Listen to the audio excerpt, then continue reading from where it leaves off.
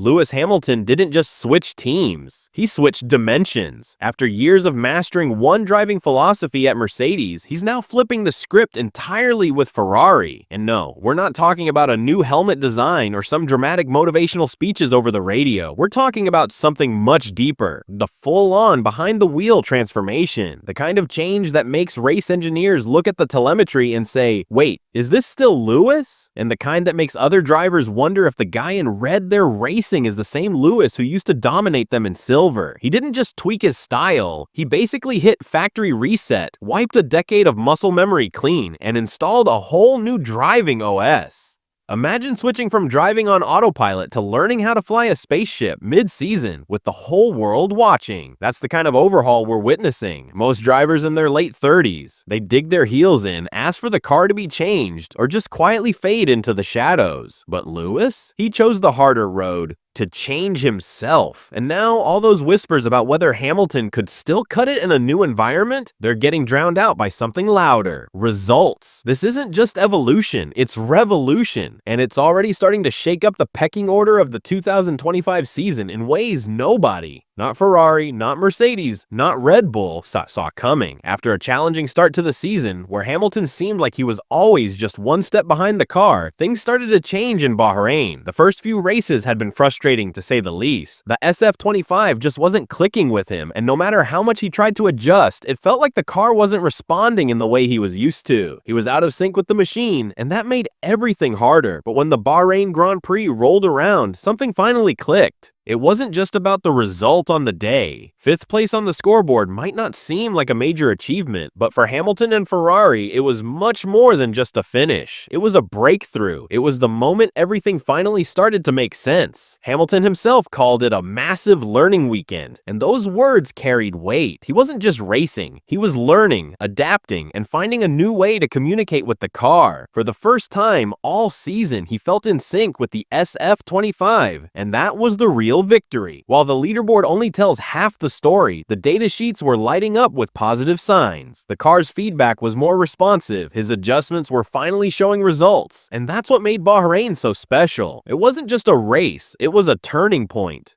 So what exactly has changed for Hamilton? Let's dive into the nitty-gritty of it all, because this shift isn't just about feeling comfortable in the car. It's about a complete technical overhaul and a new mindset. One of the biggest changes comes in how Hamilton's approach to driving has shifted. For years at Mercedes, he hardly needed to use engine braking. The way the car was set up, he could rely on the traditional methods of braking and deceleration. But Ferrari's SF-25, that's a different beast. Now, Hamilton's had to embrace engine braking in a way he's never done before. It's not just a small tweak, it's a whole new driving technique. Then there's the braking system itself. For 15 years, Hamilton was used to Carbon Industries brakes, which are known for their smooth feel and predictable heat management. But with Ferrari, he's on Brembo brakes, and the difference is night and day. The pedal feel, the heat handling, and the response are all different. It's not just a change in equipment. It's like switching from a soft cushion to a firm mattress. It takes time to adjust, but once you do, it makes all the difference. And let's talk about the setup philosophy. At Mercedes, Hamilton was the one the team built the car around. Every decision, every tweak was made to suit his driving style. But now, at Ferrari, he's had to flip that around. Instead of demanding the car be tailored to him, he's learning how to mold himself to the SF-25. It's a humbling process, but it's also a sign of just how adaptable he's willing to be at this stage of his career.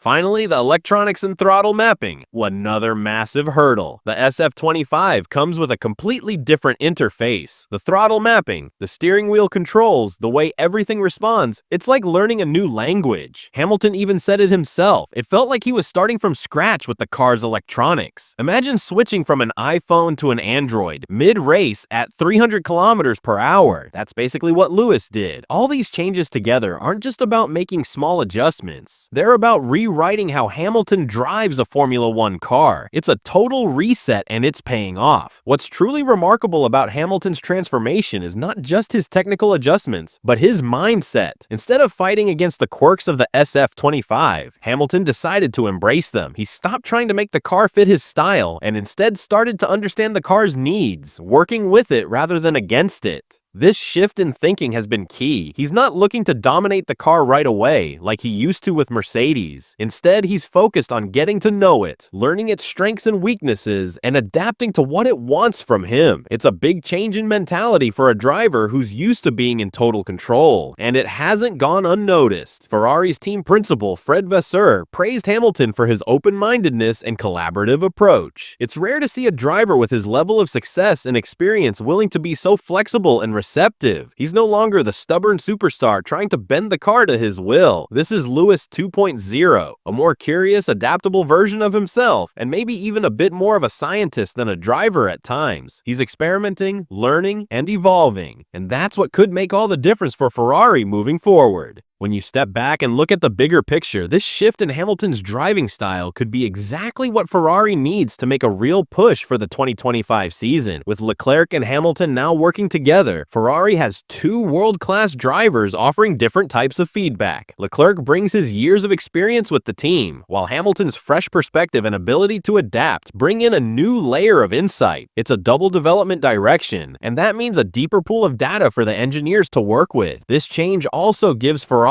more flexibility in terms of setup and strategy. In the past, they've relied heavily on one direction, but now they can balance different approaches and adjust the car based on what each driver needs. That flexibility could help unlock better performance and consistency across different types of circuits, whether it's the tight corners of Monaco or the high-speed straights of Monza. And let's not forget, this isn't just about Hamilton's growth. With him adapting to the SF-25, it raises the ceiling for both him and Leclerc. They now have a broader range of strategies and setups to work with, which could make both drivers even stronger. In a sport where every tenth of a second matters, having two drivers with different strengths and feedback could be the game changer Ferrari's been missing for years. It's like they found a second cheat code, one that could finally push them back into the title fight. Looking ahead, the real question is, what happens when Hamilton starts a weekend already in sync with the SF-25? Right now, he's still in the process of fine-tuning his connection with the car, but what if the next few races see him hit the ground running from the first practice session? If he's already dialed into the car, it could make a huge difference in how quickly he adapts, allowing him to extract even more performance from the Ferrari.